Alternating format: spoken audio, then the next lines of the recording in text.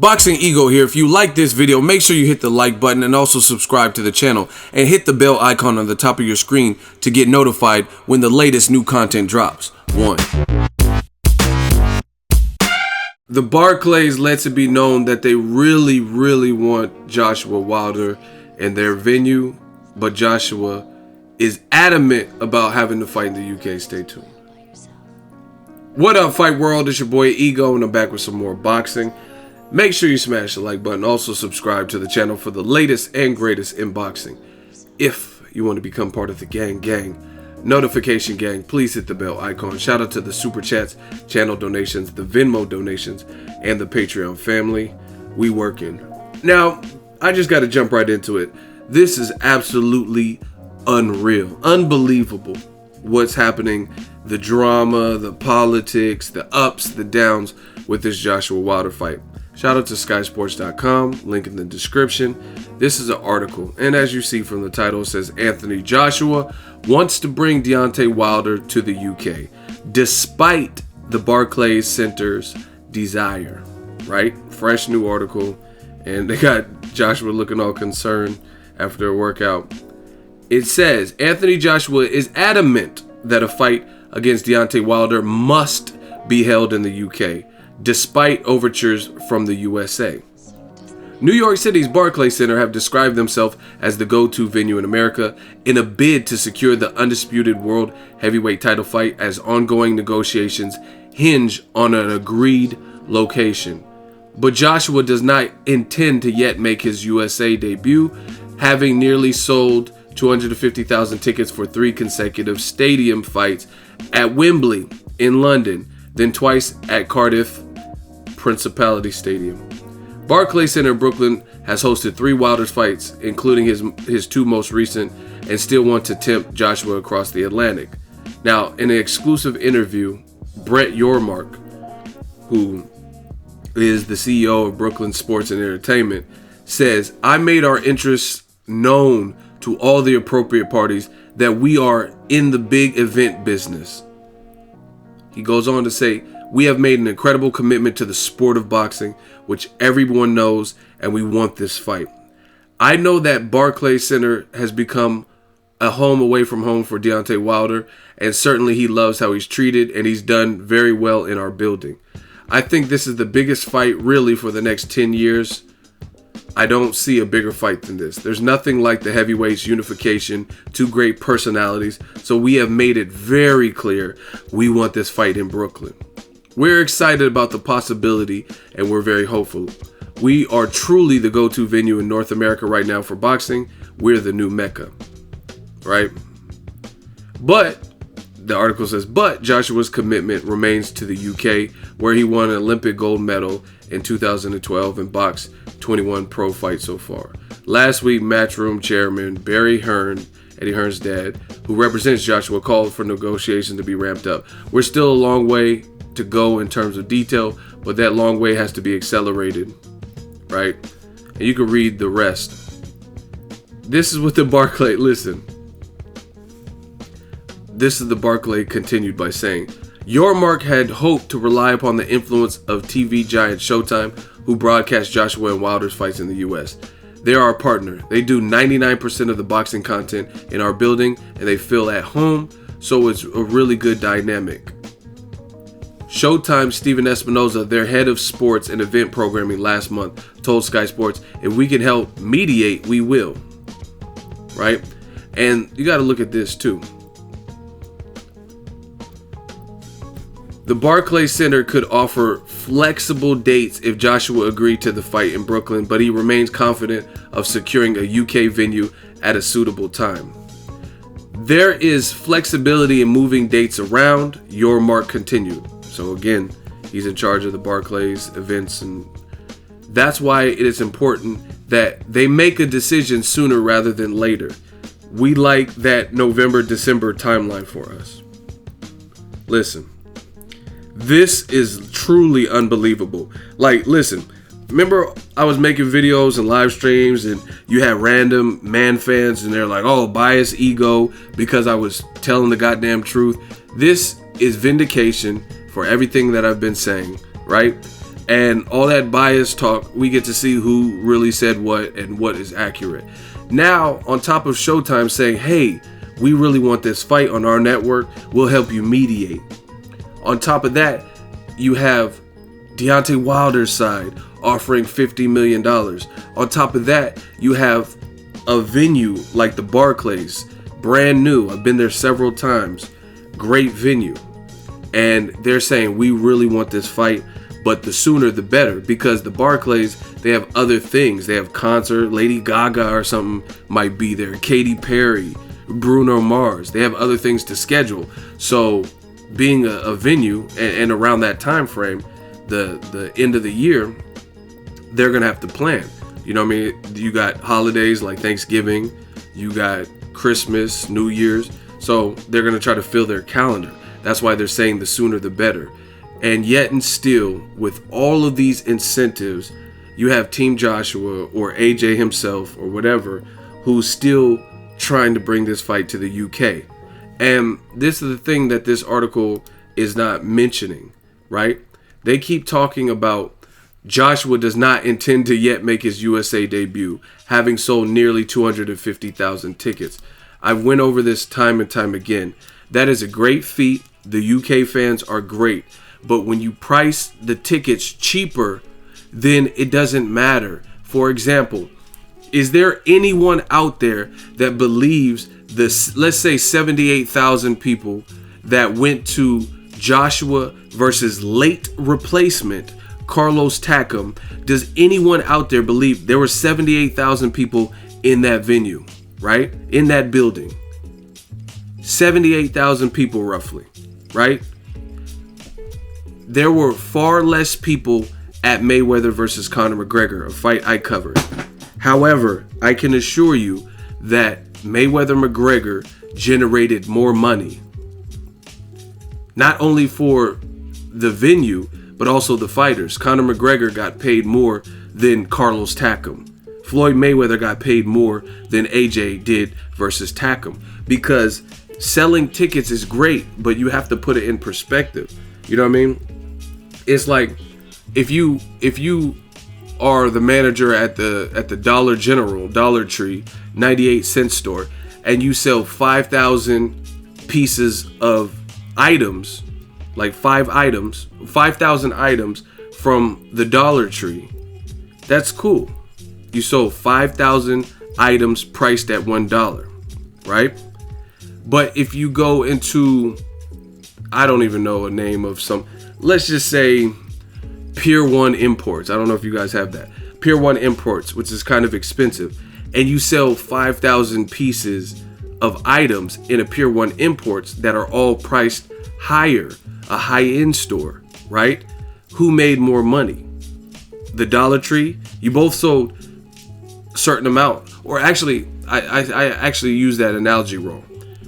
Let's say the Dollar Tree sold 5,000 individual items at $1. Or you have a place like Pier 1 Imports that only sells 2,800, right? 2,800 items, but the price tags are much heftier. Or a furniture store, right? Then at that point, you could sell far less at a higher price tag, and that place with the higher price tag is generating more money. That's how this game works. So the Barclays, I've been there several times. The fight with Luis Ortiz, the most recent Wilder fight, it did just over 14,000, right? 14,005, I think, is the email that I received from Showtime. 14,005. If Wilder did that with a guy from Cuba, Luis King Kong Ortiz, and there's nothing wrong with being from Cuba. However, being from Cuba, you don't have the same support as other countries because having internet, TV, some of those things are outlawed in Cuba. You know what I mean? And it's more of a privilege than a right. So Wilder did 14-5 in a fight with Luis Ortiz, who wasn't a champion, who is a boogeyman of the division, but he's not as known as Joshua or Wilder. He's just a good fighter. You know what I mean? So you could definitely sell out the Barclays for sure with a fight like this. Undisputed is for heavyweight supremacy. UK versus USA. You can just play clips of the charismatic Deontay Wilder yelling bomb squad and promising to knock out AJ. AJ just recently said he's going to fuck up Deontay Wilder. The fight is already sold. You know what I mean? And you could price the tickets higher because now this is an event. And see, this is the thing you have to understand, people. I don't know all the UK stars or whatnot, but when you bring boxing to places like Las Vegas and New York, sometimes even LA, depending on the venue and stuff, the stars come out. Sometimes they had a PBC fight in LA. Eddie Murphy was there, right? Dave Chappelle's at all these fights in Vegas and everything, stuff like that. You got rappers and G-Eazy and E40, Meek Mill. When I went to Mayweather McGregor, Meek Mill was there. Seen him, right? So you get that. People from the sport, from the Warriors, who are, you know what I mean, in the playoffs right now. In New York, Denzel, he was at King Kong Ortiz versus Wilder. Yeah, okay. You didn't get it out of my house, so you telling me, huh? You know what I mean? Denzel was there. He went in a Wilder's dressing room and everything, right? So it brings the stars out. Therefore, you can price tickets higher and it'll be a success. You know what I mean? And throughout all of this, you have Anthony Joshua, who's this adamant, even though despite being offered a counter offer, which is what he said he wanted, an offer from the other side, an offer for $50 million plus money on the back end, and all you have to do is come to America, and he's that adamant about fighting the UK. This is unbelievable. I've never seen a situation like this. Let me further put this in perspective for you guys. They stated that if, let's say AJ took this deal, $50 million, right?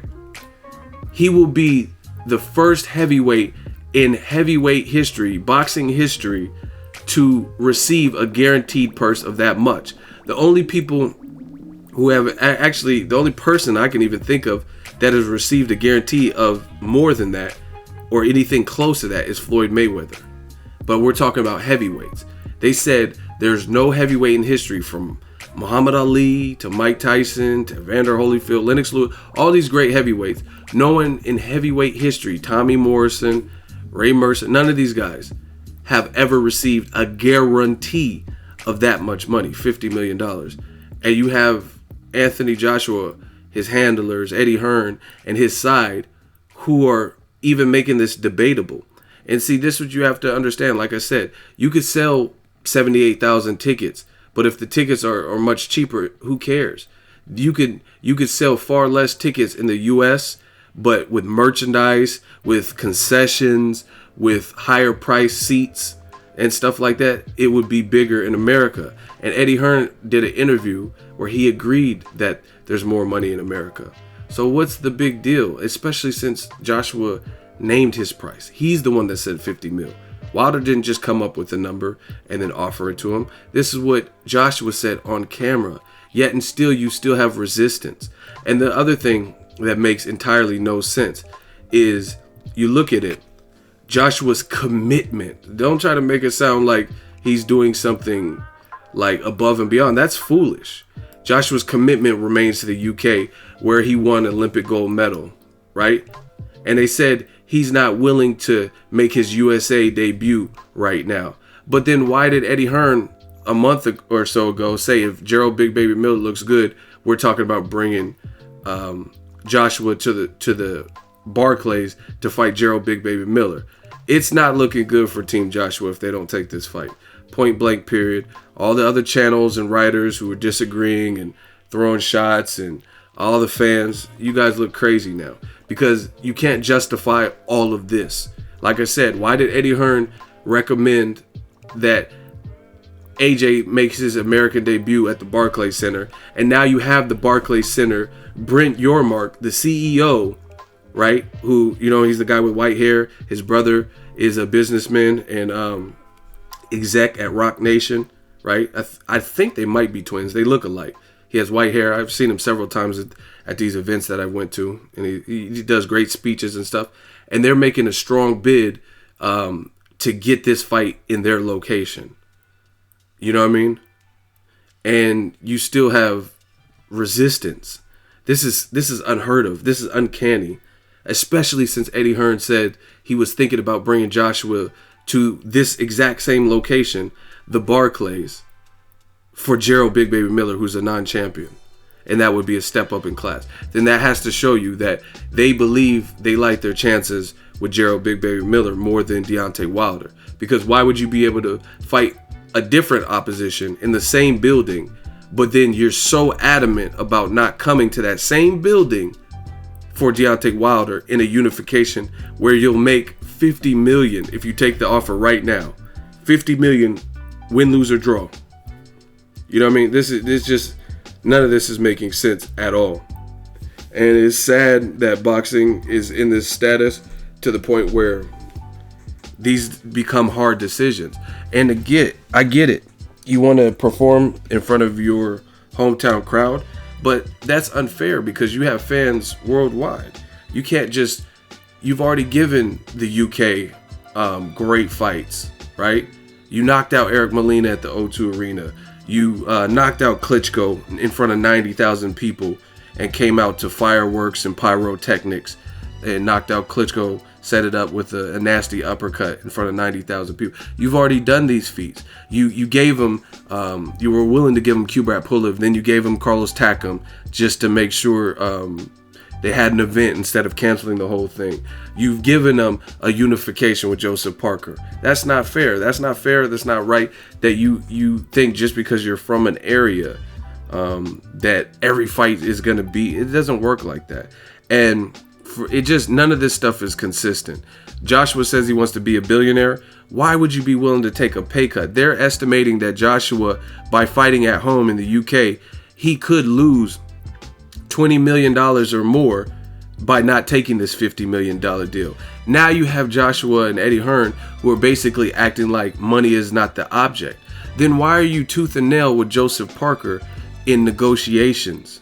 Why is it so hard? Why were you guys going back and forth for weeks if you don't really care about the money? You know what I mean? You just want to fight and prove you're the best. Why won't you give Wilder a 40% split? Why did you only offer him a flat rate of $12.5 million if you're willing to take a pay cut of $20 million just to fight at home? This is insane. None of this stuff makes sense. Answer that question for me. If you're willing to lose 20 million plus, possibly, depending on how successful this event does, just to fight at the UK as opposed to America, who's offering you that much more money, even though you said you want to be a billionaire, right? And making more money obviously will get you closer to your goals, right? You're just that persistent and insistent that this must take place in the UK. For the fans, that's one of the most foolish decisions that I've heard, next to Manny Pacquiao refusing a drug test when he could have made all that money the first time. Who knew that the fight would still be so lucrative years later? But at the time, Pacquiao refused a drug test, and the whole fight fell apart with Floyd Mayweather, and I think he ended up fighting Josh Clottey. Floyd fought Cotto or something. All that just to not get your blood drawn and give Floyd his way.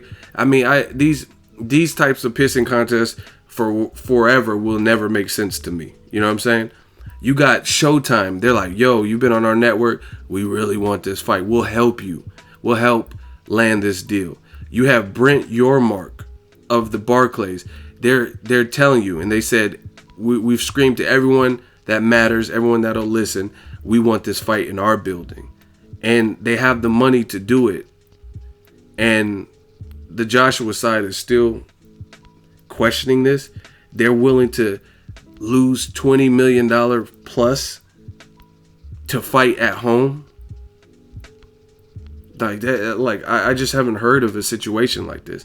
You tell Pacquiao, he's fighting in fucking Malaysia. He's fighting Matisse in Malaysia. If you tell Pacquiao that if he fights Matisse in Argentina, he'll get $20 million more dollars, I guarantee you he'll fight Matisse in Argentina, because that's just the nature of Pacquiao, right? If you tell Maidana, if you fight Floyd in Vegas, we're going to do X, Y, and Z, and we'll give you another $5 million. Not even 20. He would do it. You know how I know he would do it? Because in a sense, he did do it. Floyd, he felt that they were using suspect gloves. Floyd paid him like an extra $1 million or 1.5 million or something to use or whatever, Grant gloves or whatever glove he ended up wearing in the end. And Maidana took it. You know what I mean? He's like, I'm not tripping off no fucking gloves for an extra $1 million.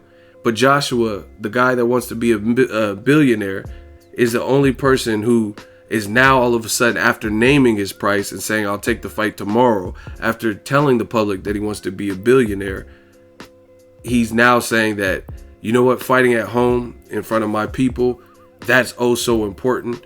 And it's so important that I could take a $20 million pay cut just to do it. That's not even smart business for anybody. You know what I mean? Like, let's say Warren Buffett, and then I'm out of here. Warren Buffett, he's from Omaha, Nebraska, right? Let's say he wanted to open a Coca-Cola plant. And then if he opened it in Omaha, where he's from, right? Let's say it would make, there's some way to prophesize this. Let's say it would make $5 million. But if he opened it elsewhere in the Midwest, like in Cleveland, it would make $25 million. As a businessman, what do you think Warren Buffett would do? Like, yes, it's great to help your economy and great to help Omaha and give back, but you would find other ways to give back because you can help. Listen, you can help your this. None of this makes sense. You got to look at it like this: if you made more money, then that's more ways for you to help your community.